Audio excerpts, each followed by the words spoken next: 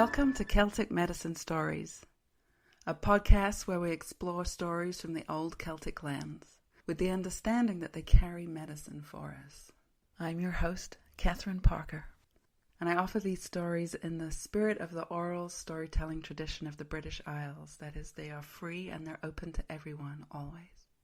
Although these stories often have come from another time and have evolved through time with the oral storytelling tradition, they are here still for a reason.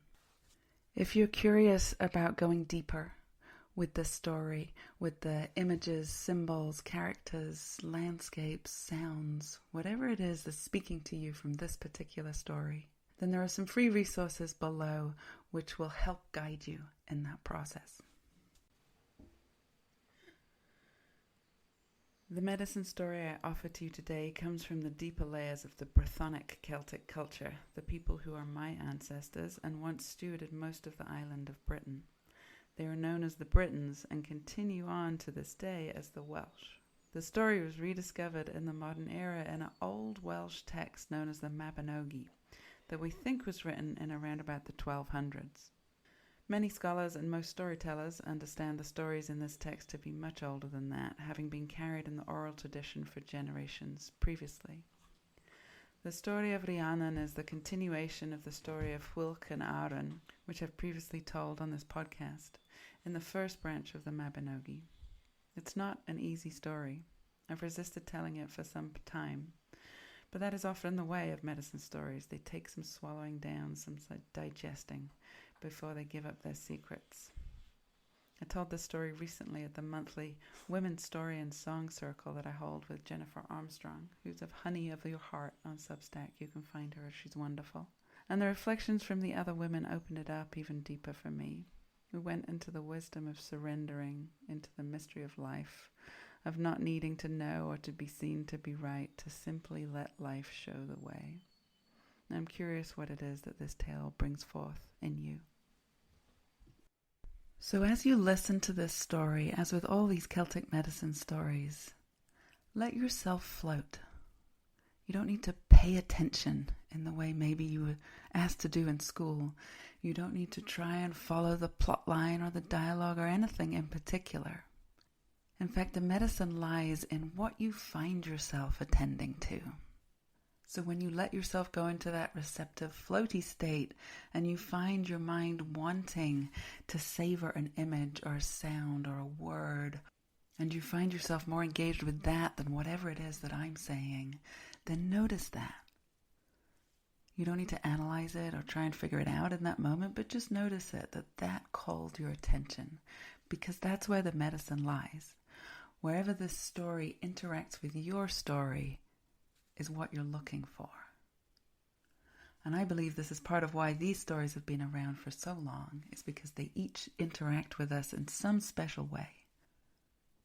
And so as you listen, just let yourself absorb it and notice which parts stick out to you.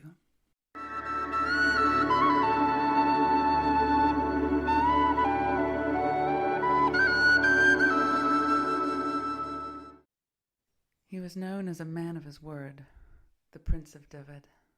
Pwlch, they called him wisdom in the old Brythonic language of the Isle of Briton. He had proved himself to be a man of integrity and one who could keep his emotions in check in order to follow through on his commitments. He was well respected across the land. One fine summer, he was visiting one of his courts. He had many courts. He was visiting the court in Arbroath.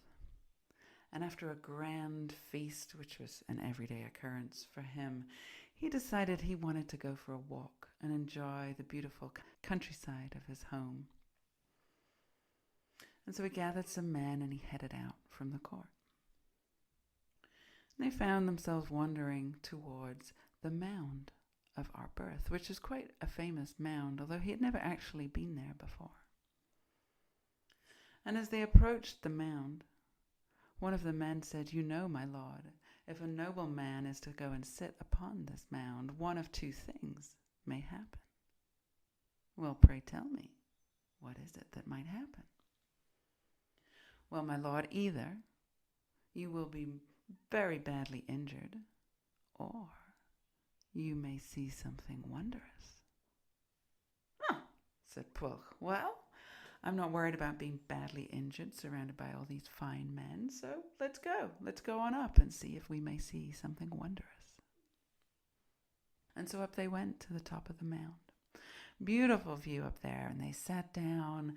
One of the men started passing around a flask of something, and they could almost see the sea, and they heard the leaves rustling in the breeze, and they fell to chatting amongst themselves. And then coming along the road below the mound, they saw a rider coming. And they all stopped to look to see who it might be. A beautiful white horse. And as they got closer, they saw that riding it was a figure that looked like a woman with cascading gold brocade wrapped around her. What an unusual sight, shimmering in the early evening sun. They all watched. Do you know who she is? Asked Pwlch. No, never seen her. I don't know who's that? I don't know. None of the men knew. They watched her ride a little bit. She seemed to be going at a very gentle pace. And Pwlch nudged one of the lads. He said, go on down there. And to take that horse there and go catch up with her. See if you can just see who she is. And so off he went, the lad. He jumped on the horse that they'd left at the bottom of the mound and went after her. But he quickly realized that he had to go a lot faster than he thought he would in order to catch up with her. She seemed to be going at this gentle trot, but he was having to canter. No, wait, he had to go into a full gallop, and he still couldn't catch up with her. He spurred his horse, but to no avail. She just gently trotted always ahead of him. He couldn't catch up. And the others saw this. And when he came back to the top of the mound, there's no way I could catch her. I don't understand how I couldn't get, I don't know what happened, but I couldn't get her. And they all had seen. And so they went back to the court. And the next day passed. And again a great feast in the evening. And after the feast, Pwlch got the same men together and said, come on, let's take some of the best horses we have. Let's see if she shows up again. And off they went to the mound, and they left the horses at the bottom, and they climbed to the top, and they sat, and they waited. And the same thing, after a little time had passed, there she comes on the road down below them, again dressed in this beautiful golden brocade that's shimmering in the sunlight. Now Pwlch gets one of his best riders and says, go take that really good horse. Go on, go after her. See who she is, what she's doing here. And so off he went. And he spurred his horse, and he went as fast as he could and as fast as the horse could. But no matter how fast he went and how sweaty the horse got, he could not catch her. She just seemed to be gently trotting in front of him, just gently winding away along the road. And no matter how much he went, he could not catch her. And he came back to the top of the mound, defeated and deflated. I don't know what happened, my lord. I could not catch her. And they all had seen. So again, they went back to the court. Another day passed, and on this third day, after the feast in the evening, Pwlch said, right, we're gonna get it this time. We are gonna find out who she is. Let's get the horses. We'll be ready this time. And they went back to the mound, left the horses at the bottom, and they climbed to the top. And Pwlch said, I will go this time. And they waited, silent this time. No chatting amongst them, no laughter. They waited. And here, indeed, she came, gently trotting on the white mare. As soon as he saw her, Pwlch jumped up. He ran down the bottom of the mound, get on his horse, one of the fastest horses that they have, and off he went after her at a gallop. Now again, it didn't matter how much he spurred his horse. She just kept gently trotting in front of him. Until in exacerbation he cried out, for the love of God, woman, will you stop and so we can talk? And as soon as the words came out of his mouth, he saw the mare slow to a walk and stop. And then she turned around to look at him and said, "Well, if you had just said so earlier, we would have saved ourselves a lot of time and saved your horses a lot of work." Pwyll was mesmerized by what he saw. Not only was the gold brocade shimmering in the evening sunlight, but the face of this woman was beyond what he had ever seen. She seemed to glow from the inside. Just the most beautiful woman he had ever seen. He was instantly amazed and thought his heart was going to explode. He managed to fumble some words together and, hello, and who are you? It was the best he could pull together. And she said, "I am Rhiannon, daughter of Hefed Hain, the Old One." Well, what are you doing here, Rhiannon?" he said. "Well, Pwyll, I have come looking for you." On hearing this news, he's got even more flabbergasted. He couldn't figure out what to say. Well, that's wonderful news, Rhiannon. Why are you here looking for me? "Well, you see, I have been promised to another man, a man whom I do not want to marry, and I will not marry. I want to marry you, Pwyll. I have heard about you. I have seen some of your actions, and it is you that I want to marry. But in order to convince my father, I must, of course, have your agreement to that." "Well, my lady, Rhiannon, yes, of course, yes." Forgetting himself and his station in life, Pwyll didn't think about any of that, or any of his counselors, or any of his guidance that he's supposed to seek on these matters. And he just let his heart speak for him. Yes. What do we have to do to make this beauty become a reality? She said, "Well, there are some things that I must take care of. And so I will meet you here in a year. 1 year from now we will meet. And I will tell you what we must do next." And with that, she turned around and started gently trotting on the beautiful white mare. And he knew there was no point following her, and he stayed there. And all the other men rushed down from the mound and asked him what this was all about. He told them.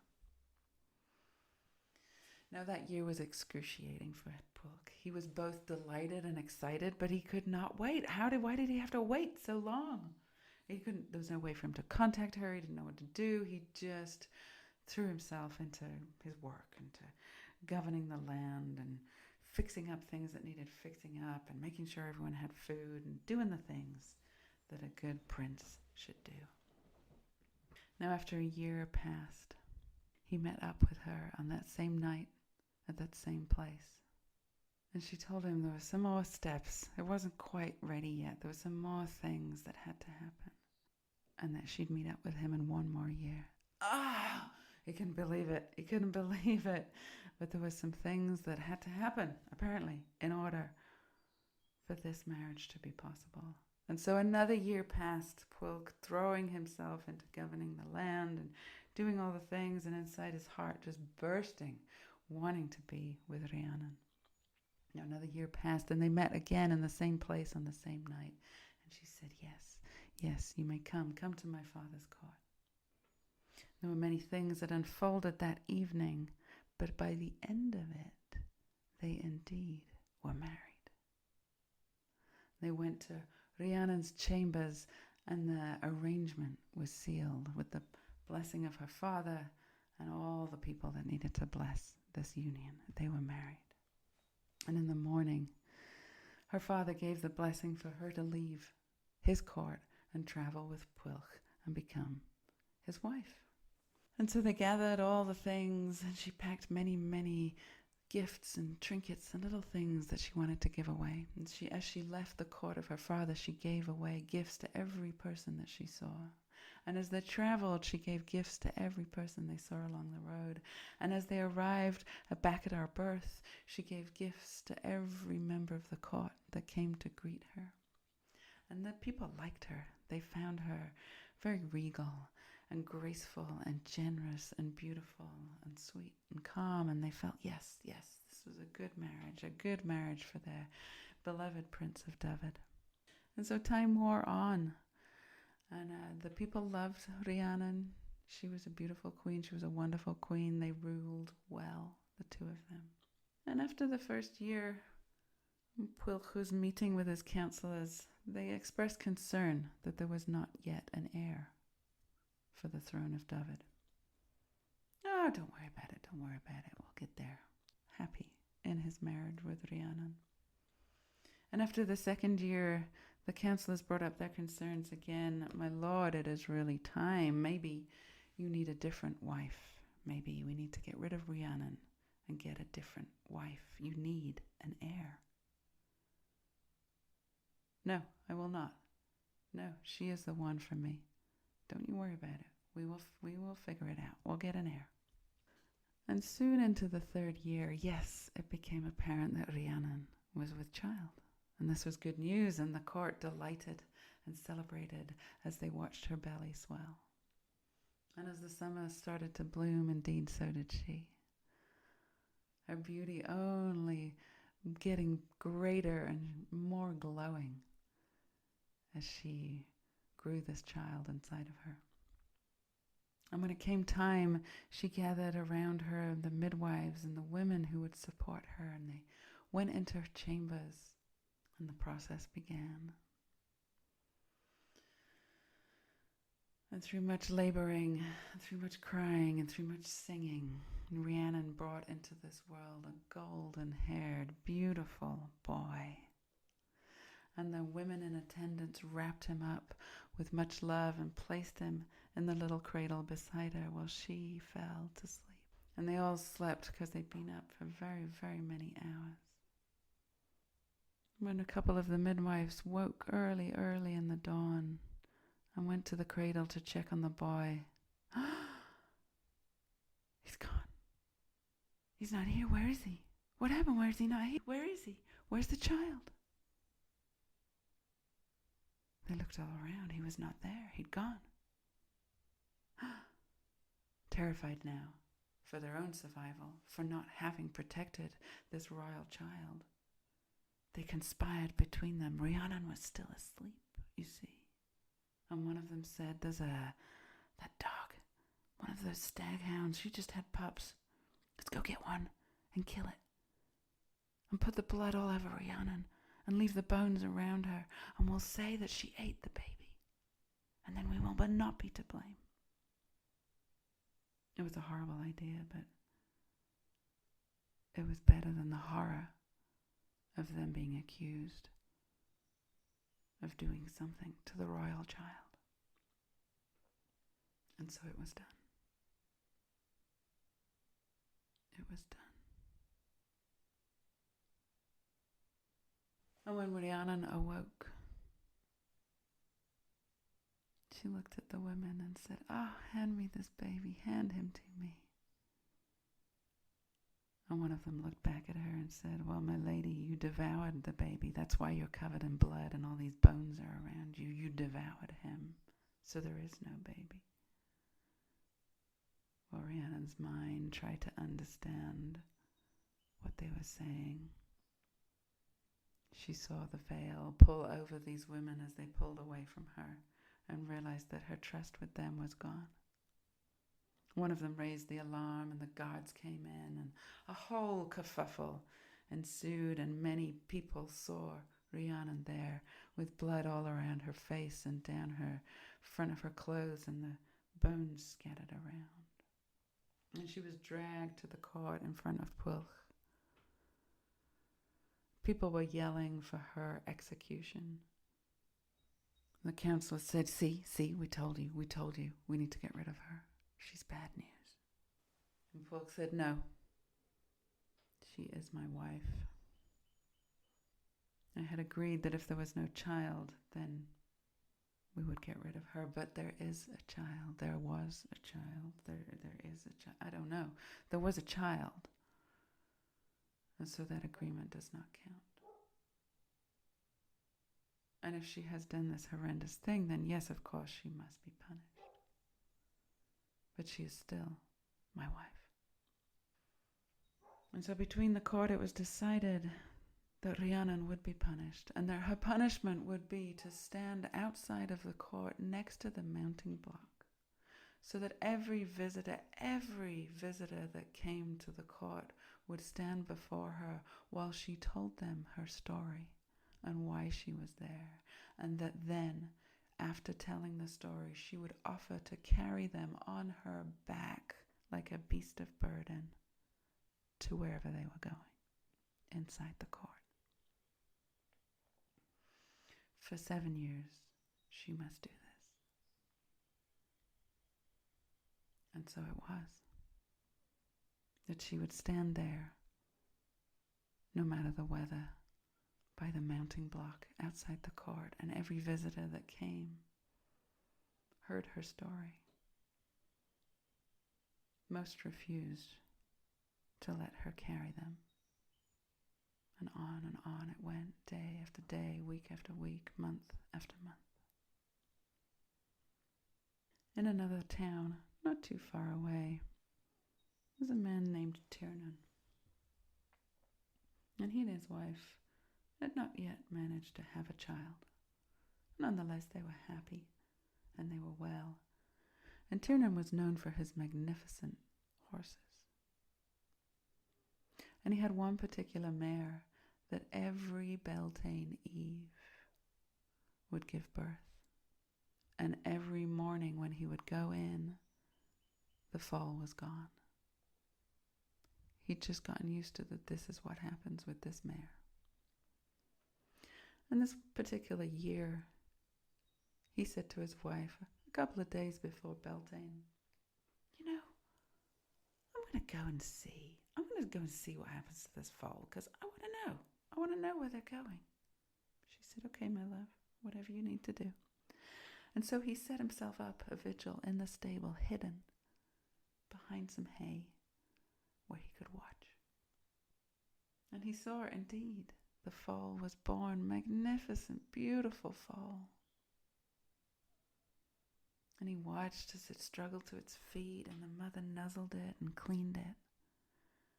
And just as it was about to start feeding, he saw, coming in the window, a monstrous claw of a hand, reaching towards the foal to swipe it and take it. And Tiernan couldn't stand it. He jumped up and he pulled out his sword, and whack! He hacked this monster's hand off the monstrous hairy arm that had come through the window. And he ran outside to see if he could see what on earth this thing was that's coming to take his foal. It was so dark he couldn't see anything. And he crashed around in the woods for a while, trying to find it. He must be bleeding. What is this thing? He couldn't find it, and he realized he'd left the gate and the door to the stable open, so he rushed back. And there, laying by the gate, swaddled in the most beautiful golden brocade he had ever seen, was a baby, a golden-haired baby, sleeping. And he gathered up this baby child and ran back to the house and showed his wife. Oh, what a beauty, what a beautiful child. Can we keep him? Can he be ours? Tiernan, can he be ours? Well, I don't see why not. He's just here. There's no one else. Maybe I could just tell some of the women that I've been pregnant secretly and not speaking about it. And he can just be ours. And so it was agreed, Tiernan and his wife, that this golden-haired boy would be theirs. And they were happy. And the boy seemed happy. He grew so quickly. They couldn't believe it. And the foal grew so quickly too. And within a year, he was the size of a 2-year-old. And within 3 years, he was the size of a 6-year-old. And he was strong, and he was vibrant, and he was beautiful, and he was clever. They loved this boy. Everybody loved him. He was full of joy and laughter and helpful and sweet and charming and beautiful boy. They loved him very much.